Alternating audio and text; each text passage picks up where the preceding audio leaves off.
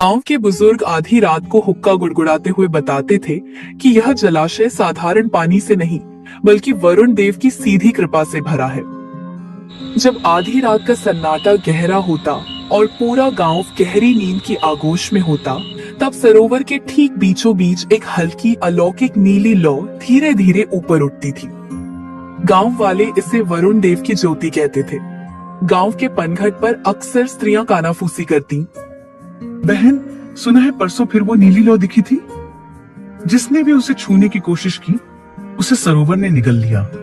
कोई भी उस लौ के करीब जाने की हिम्मत नहीं करता था, क्योंकि लोक मान्यता थी कि बिना सिद्धि के वहां जाने वाला जल समाधि ले लेता है।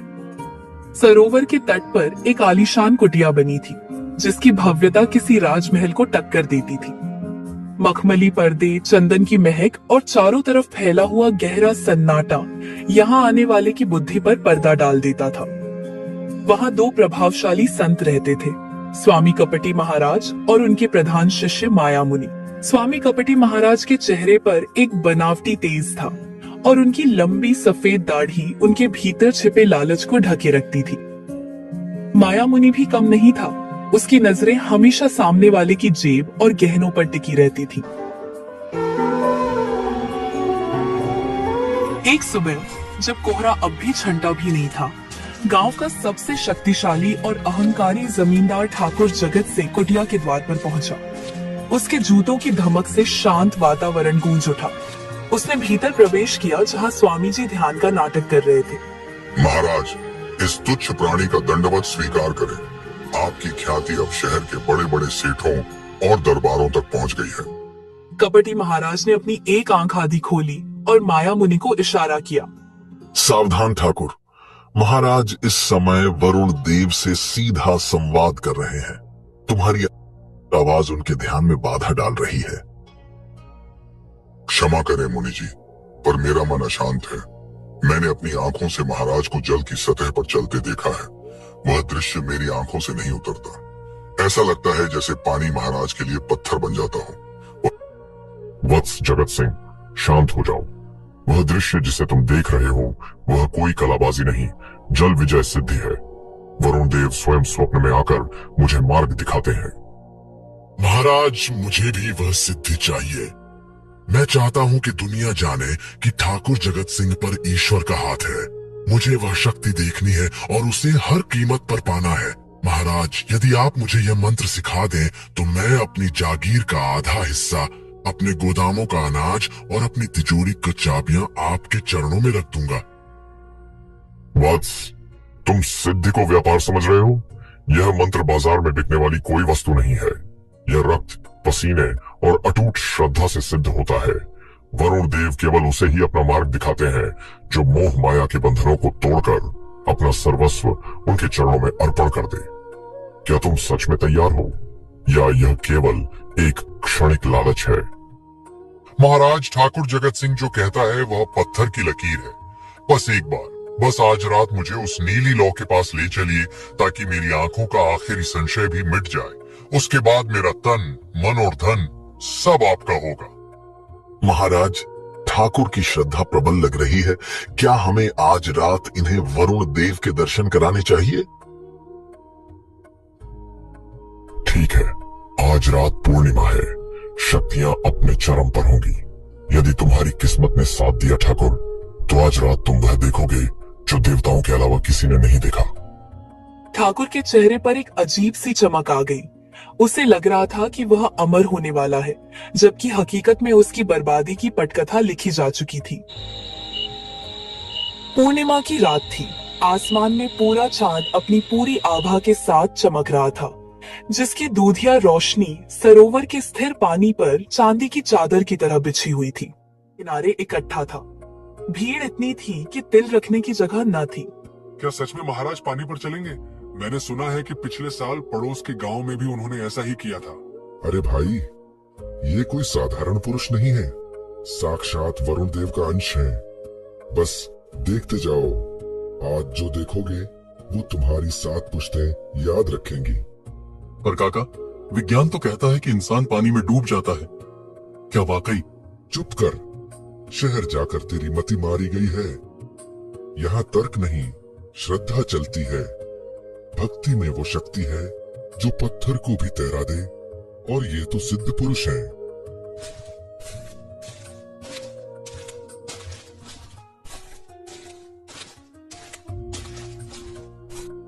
शांत, सब शांत हो जाइए। वरुण देव के आह्वान का समय हो गया है। कोई शोर न करे, वरना देव रुष्ट हो सकते हैं। हे जल के अधिपति, हे वरुण देव, अपने इन तुच्छ सेवकों को अपनी शरण दे। अपनी शक्ति का वह मार्ग प्रशस्त करें जिस पर केवल सिद्ध आत्माएं ही चल सकती हैं। ओम जल विजयाय नमः। महाराज ने अपना बायां पैर धीरे से पानी की सतह पर रखा। किनारे पर खड़ी भीड़ की सांसें जैसे रुक गईं। ठाकुर जगत सिंह सबसे आगे खड़ा था। उसकी आंखें फटी की फटी रह गईं। देख रहे हो, पैर पानी के भीतर नहीं गया, जैसे किसी ठोस जमीन पर रखा हो। महाराज ने दूसरा पैर रखा और फिर धीरे धीरे आगे बढ़ने लगे। उनके पीछे पीछे माया मुनि भी उसी लय में चल रहे थे। वे दोनों सरोवर के बीचों बीच उस नीली लौ की ओर बढ़प रहे थे। गुरुजी, थोड़ी बाईं तरफ झुकिए, सावधानी से। चुप रहे मूर्ख, मंत्र पढ़ता रहे। लोग हमें देख रहे हैं। अपनी नजरें ऊपर रख, जैसे तू स्वर्ग देख रहा हो। जैसे जैसे वे सरोवर के बीच पहुंचे, भीड़ में जय जयकार होने लगी। कपटी महाराज की जय, वरुण देव के अवतार की जय। हे प्रभु, मेरी आंखें धन्य हो गईं। महाराज, मेरी बीमारी दूर कर दो। यही तो वह शक्ति है जिसे मैं पाना चाहता हूँ। चाहे मेरी आधी जागीर चली जाए, पर यह मंत्र मुझे चाहिए। वरुण देव प्रसन्न है। उन्होंने आज अपनी ज्योति का स्पर्श हमें प्रदान किया है। जिसे अपनी विपदा दूर करनी हो, वो कल सुबह आश्रम की दान पेटी में अपनी श्रद्धा अर्पित करे। जो जितना त्याग करेगा, देव उसे उतना ही फल देंगे। महाराज और मुनि उसी तरह शान से वापस किनारे पर आए। उनके पैर सूखे थे और वस्त्रों पर पानी की एक बूंद तक नहीं थी। लोग पागलों की तरह उनके चरणों में गिरने लगे। कोई अपनी अंगूठी उतारकर देने लगा, तो कोई अपनी कीमती पगड़ी उनके पैरों में रख रहा था। आज तो खजाना भर जाएगा। उस रात पूरा गांव इस चमत्कार की चर्चा कर रहा था, जबकि कुटिया के भीतर कपटी महाराज और माया मुनि अंधेरे में बैठकर सोने के सिक्कों की गिनती की योजना बना रहे थे। कुटिया के भीतर का माहौल बहुत रहस्यमयी है। चारों तरफ कीमती इत्र और लोबान की खुशबू फैली है। स्वामी कपटी महाराज एक ऊंचे स्वर्ण मंडित आसन पर बैठे हैं और माया मुनि उनके पास खड़ा चंवर डुला रहा है। ठाकुर जगत सिंह दबे पांव भीतर प्रवेश करता है और दंडवत प्रणाम करता है। आओ वत्स जगत सिंह, हम तुम्हारा ही स्मरण कर रहे थे। कल रात वरुण देव ने जल की सतह पर जो पदचाप छोड़ी थी, उसकी गूंज अभी तक मेरे कानों में है। महाराज, कल का वह दृश्य मेरी आंखों से ओझल ही नहीं होता। आप साक्षात ईश्वर का रूप हैं, पर महाराज, क्या मैं उस नीली लौ के उस पार का रहस्य देख पाऊंगा? क्या मुझे वह सिद्धि प्राप्त होगी? सिद्धि? ठाकुर, सिद्धि कोई कच्चा फल नहीं जो पेड़ हिलाने से गिर जाए। कल रात जब मैं जल पर चल रहा था, तो वरुण देव की दिव्य वाणी मेरे अंतर्मन में गूंजी। वे तुमसे प्रसन्न तो हैं, पर पूर्ण संतुष्ट नहीं। मुझसे कोई भूल हुई महाराज? मैंने तो श्रद्धा में कोई कमी नहीं छोड़ी। श्रद्धा मन में होती है ठाकुर साहब, पर देवताओं को प्रमाण चाहिए होता है। वरुण देव ने स्पष्ट कहा है कि आपके भाग्य में राजयोग और सिद्ध योग दोनों हैं, लेकिन आपके पूर्वजों के संचित पापों की एक काली छाया उस मार्ग को रोक रही है। उस छाया को हटाने का क्या उपाय है मुनि जी? मैं अपनी जागीर, अपनी जान, सब कुछ दांव पर लगाने को तैयार हूँ। जागीर और जान की जरूरत ईश्वर को नहीं है वत्स। उन्हें चाहिए स्वर्ण आहुति, एक ऐसी आहुति जो तुम्हारे मोह का अंत कर दे। स्वर्ण आहुति? विस्तार से समझाइए महाराज। ध्यान से सुनो ठाकुर, वरुण देव के महल का द्वार पाताल की गहराइयों में है। उस द्वार को खोलने के लिए 7 दिनों का महाशुद्ध यज्ञ करना होगा। इसमें 50 किलो शुद्ध गाय का घी, 108 बनारसी रेशमी साड़ियां और 5 स्वर्ण कलश जो मोहरों से लबालब भरे हों, उनकी आवश्यकता होगी। 5 स्वर्ण कलश? महाराज, यह तो मेरी कुल जमा पूंजी का बहुत बड़ा हिस्सा है। तो क्या तुम्हारी मुक्ति और वह अलौकिक शक्ति उन तुच्छ स्वर्ण मुद्राओं से छोटी है? अगर मोह है तो अभी लौट जाओ ठाकुर। हम बलपूर्वक किसी को सिद्धि नहीं देते। माया, ठाकुर को सम्मान विदा करो, इनकी श्रद्धा अभी कच्ची है। नहीं महाराज, क्षमा करें, मेरा आशय यह नहीं था। मैं कल ही अपनी हवेली के सारे भंडार खाली कर दूंगा। पूर्वजों के गहने हों या राजकोष की मोहरें, सब आपके चरणों में होंगे। बस मुझे वह मार्ग दिखा दीजिए। यही एक वीर का लक्षण है, याद रहे ठाकुर। जैसे ही वे स्वर्ण कलश जल की गहराई में विसर्जित होंगे, सरोवर का जल 2 हिस्सों में बंट जाएगा और तुम्हें वह मार्ग दिखाई देगा जो सीधे वरुण देव के सिंहासन तक जाता है। 7 दिनों तक कुटिया के बाहर भारी धुआं और मंत्रों का शोर रहता है। ग्रामीण दूर से देख रहे हैं। पर्दे के पीछे साधु और उसके गुर्गे चुपके से सारा सामान गुप्त तहखाने में शिफ्ट कर रहे हैं। 7वें दिन की शाम आती है। महाराज, 7 दिन पूरे हुए। मैंने अपना सर्वस्व अर्पित कर दिया। अब वह द्वार कब खुलेगा? मुझे वह दिव्य प्रकाश कब दिखेगा? हाय, अनर्थ हो गया, घोर अनर्थ। वरुण देव रुष्ट हो गए, सर्वनाश हो गया। क्या कह रहे हैं आप? क्या हुआ? ठाकुर, हम हार गए। जब हम जल की गहराई में उतरने ही वाले थे, वरुण देव का साक्षात क्रोध प्रकट हुआ। उन्होंने कहा कि तुम्हारे कुल में किसी ने गौ हत्या का ऐसा पाप किया है जिसकी गंध से जल अपवित्र हो गया। उन्होंने स्वर्ण आहुति तो स्वीकार कर ली ताकि तुम्हारा कुल विनाश से बच जाए, पर मार्ग बंद कर दिया। पर महाराज, मेरा धन, मेरे पुरखों की निशानियां सब जल में समा गया। क्या मुझे कुछ नहीं मिलेगा? वत्स, दान कभी निष्फल नहीं जाता। तुम्हारा दान स्वीकार हुआ है, इसीलिए तो तुम जीवित खड़े हो, वरना वरुण देव का कोप तुम्हें भस्म कर देता। इस जन्म में नहीं तो क्या हुआ, अगले जन्म में तुम किसी महान सम्राट के घर जन्म लोगे और यह सिद्धि तुम्हारे जन्मजात साथ होगी। जाओ वत्स, इस त्याग पर गर्व करो। अगला जन्म, पर इस जन्म में तो मैं सड़क पर आ गया महाराज। मेरा सब कुछ चला गया। साक्षात ईश्वर के विधान पर शक कर रहे हो ठाकुर। जाओ, शांति से आत्मचिंतन करो। ठाकुर जगत सिंह एक टूटे हुए इंसान की तरह खाली आंखों से कुटिया से बाहर निकलता है। पीछे कुटिया के भीतर कपटी महाराज और माया मुनि एक दूसरे को देखकर शैतानी हंसी हंसते हैं। ठाकुर का छोटा भाई विक्रम जब शहर से लौटा तो गांव का नजारा बदला हुआ था। लोग खेतीबाड़ी छोड़ माला झप रहे थे और उसका अपना भाई कंगाल हो चुका था। विक्रम वैज्ञानिक सोच वाला युवक था। उसने तय किया कि वह इस चमत्कार की धज्जियां उड़ाकर रहेगा। अंधेरा घना है, केवल झींगुरों की आवाज आ रही है। विक्रम अपनी टॉर्च बुझाए हुए पानी के किनारे खड़ा है। साथ में उसका दोस्त सोमू है जो थोड़ा डरा हुआ है। विक्रम भाई, घर लौट चलो। अगर वरुण देव ने देख लिया तो हम यहीं जल समाधि ले लेंगे। सुना नहीं महाराज ने क्या कहा था? सोमू, समाधि वरुण देव नहीं, ये अंधविश्वास दिलाता है। तू बस ये रस्सी पकड़ और यहाँ नजर रख। मैं देख कर आता हूँ कि महाराज के पैर पानी पर टिकते कहाँ हैं। विक्रम पानी में उतरता है। वह गोता लगाता है। पानी के नीचे वह अपनी वाटरप्रूफ टॉर्च चलाता है। वह देखता है कि पानी की सतह से मात्र 2 इंच नीचे लकड़ी के चौड़े कुंदे एक कतार में जड़े हुए हैं। वह ऊपर आता है और हांफते हुए बोलता है, मिल गया सोमू, मिल गया। ये कोई मंत्र नहीं बल्कि सिविल इंजीनियरिंग का एक घटिया खेल है। भारी भीड़ जमा है। कपटी महाराज और माया मुनि मंच पर है। विक्रम भीड़ को चीरते हुए आगे आता है। आज की पूर्णिमा पर जो भी श्रद्धा से अपनी अंतिम पूंजी अर्पित करेगा, वरुण देव उसे स्वयं साक्षात दर्शन देंगे। ठहरिए महाराज, दर्शन वरुण देव देंगे या वो लकड़ी के खंभे जो आपने कल रात पानी में ठीक किए थे?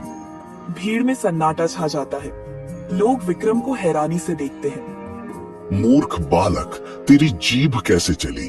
तू उस शक्ति का अपमान कर रहा है जिसने तेरे भाई को मोक्ष के द्वार तक पहुंचाया है। मोक्ष के द्वार तक या कंगाली की राह पर? महाराज, अगर आप में इतनी ही शक्ति है तो जरा उस रास्ते से हटकर 2 कदम दाहिनी ओर चलकर दिखाइए। चलिए, अभी दूध का दूध और पानी का पानी हो जाएगा। विक्रम, ये क्या अनर्थ कर रहा है? माफी मांग महाराज से। भाई साहब, आंखें खोलिए। ये धर्म नहीं, धंधा है। महाराज, आप पानी पर नहीं चलते, आप उस गुप्त पुल पर चलते हैं जिसे आपके चेलों ने कीचड़ और धुंध की आड़ में बनाया है। सावधान, वरुण देव का कोप गिरेगा। यह लड़का अधर्मी है, इसे सरोवर से दूर ले जाओ। गांव वालों, क्या आप सच देखना चाहते हैं? सुक्का, कालू, कूदो पानी में और दिखा दो इन पाखंडियों का सच। विक्रम के इशारे पर 4-5 हट्टे कट्टे युवक पानी में कूद जाते हैं। वे उसी जगह गोता लगाते हैं जहां महाराज पैर रखते थे। अरे यहाँ तो लकड़ी का भारी पटरा लगा है, ये देखो। युवक मिलकर लकड़ी के एक विशाल कुंडे को उखाड़कर ऊपर खींच लाते हैं। पूरी भीड़ हक्की बक्की रह जाती है। देख लिया? और वो नीली लौ, महाराज फास्फोरस का नाम सुना है? जो हवा के संपर्क में आते ही जलने लगता है। रात के अंधेरे में आप वही पत्थर फेंकते हैं जिससे लोग उसे देवता की ज्योति समझ लेते हैं। कमीनो, तुमने मेरी श्रद्धा का सौदा किया, मेरी पुरखों की कमाई उस लकड़ी के पुल पर खड़ी होकर लूट ली। नहीं, यह तो परीक्षा थी। वरुण देव परीक्षा ले रहे थे। परीक्षा खत्म हुई मुनि जी, अब हिसाब का वक्त है। गांव वालों, इनका सारा काला चिट्ठा उस कुटिया के तहखाने में है जहां भाई साहब का सोना छिपाया गया है। भीड़ उग्र हो जाती है। लोग लाठियां उठा लेते हैं। तभी वातावरण बदलने लगता है और कबीर साहिब का प्रवेश होता है। सरोवर का किनारा, जहां पानी के नीचे से निकली लकड़ियां और पत्थर पाखंड की गवाही दे रहे हैं। भीड़ उग्र है। साधु जान बचाने के लिए गिड़गिड़ा रहे हैं। अचानक वातावरण बदलने लगता है। धोखेबाजों, तुमने मेरी पुरखों की निशानियां लूट ली, मुझे कंगाल बना दिया। आज इस सरोवर का पानी तुम्हारे खून से लाल होगा, मारो इन्हें। भीड़ पत्थर उठाती है। तभी हवाओं का रुख बदलता है। एक धीमी लेकिन रूहानी आवाज गूंजती है। राम राम। एक दिव्य प्रकाश क्षितिज से फूटता है और सबकी नजरें पानी की ओर मुड़ जाती है। देखो, वह कौन है? क्या वह भी लकड़ी पर चल रहा है? नहीं, असंभव। वह तो बिल्कुल पानी के बीचों बीच है, जहां गहराई सबसे ज्यादा है। उसके नीचे कोई पुल नहीं है। कबीर साहिब का प्रवेश होता है। वे साधारण सफेद वस्त्र पहने हैं। उनके चेहरे पर एक ऐसी शांति है जो उग्र भीड़ को भी सुन्न कर देती है। मन न रंगाए, रंगाए जोगी कपड़ा, दाढ़ा बढ़ाए जोगी हो गए बकरा। भीड़ स्तब्ध खड़ी है। कपटी महाराज और माया मुनि डर के मारे थर थर कांप रहे हैं। कबीर साहिब उन दोनों के सामने आकर खड़े हो जाते हैं। आप कौन हैं? क्या आप भी कोई सिद्ध महात्मा हैं? हमें बचा लीजिए, ये लोग हमें मार डालेंगे। मैं तो सिर्फ एक जुलाहा हूँ भाई। सूत काटता हूँ और सत्य बुनता हूँ। महात्मा तो तुम थे जो पानी पर चलने का नाटक कर रहे थे। अब जब पानी ने तुम्हारा बोझ सहने से मना कर दिया तो डर कैसा? महाराज, आप इनके पक्ष में मत बोलिए। इन्होंने धर्म का अपमान किया है, इन्होंने हमें लूटा है, इन्हें मौत मिलनी चाहिए। ठाकुर, धर्म का अपमान इन्होंने बाद में किया, पहले तुमने किया। क्या तुम्हारा ईश्वर इतना निर्धन है कि उसे सोने के घड़े और रेशमी साड़ियों की जरूरत है? क्या वह इतना बहरा है कि उसे शोर शराबे वाले मंत्रों के बिना सुनाई नहीं देता? पर इन्होंने चमत्कार दिखाया था। चमत्कार आंखों का धोखा हो सकता है, पर सत्य हृदय का अनुभव है। तुमने लालच में आकर अपनी बुद्धि गिरवी रख दी और इन्होंने तुम्हारी मूर्खता की फसल काटी। गलती किसकी बड़ी है? भीड़ में सन्नाटा छा जाता है। कबीर साहिब उन दोनों साधुओं की ओर देखते हैं जो अब कबीर साहिब के पैरों में गिर पड़े हैं। हमें क्षमा कर दीजिए। हमने झूठ बोला, हमने लोगों की श्रद्धा से खिलवाड़ किया। हमें इस भीड़ से बचा लीजिए, हम सब कुछ लौटा देंगे। माला फेरत झुक भया, फिरा न मन का फेर। कर का मन का डार दे, मन का फेर। भाइयों, इन पर पत्थर चलाने से तुम्हारे डूबे हुए